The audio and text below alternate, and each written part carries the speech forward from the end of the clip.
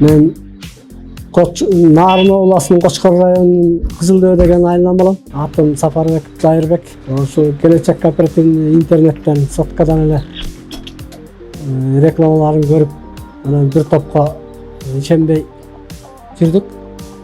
Анан акыры Байбичем Чечкиндүүлүк кылып жерге келип жолук консультация алып, анан биринчи взносун төгүп, очередке туруп, анан кесегибиз чекти 4 айдан ашыгыраак убакытта.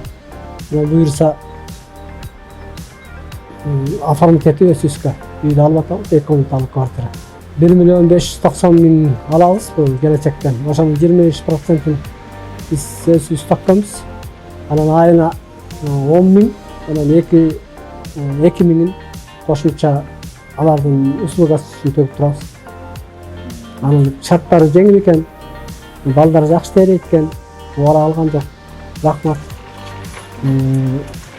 Менин тааныгандар менден кийин да ошол ишенип келечек кооперативине келип аракет кылыш керек, кылат болуш керек.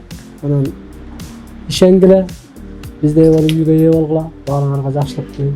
10 жылга оформить этилди. Биз качан актабызды төлөп кеткенден кийин биз документтерибизди алабыз да, бизге оформить этилди, кооперативге эмес. Болгон документибиз туруп турат, акчасын биз колдон келсе бак эле 10 жылга деле жетпей, мүмкүн болсо төлөп бергенге аракет кылабыз.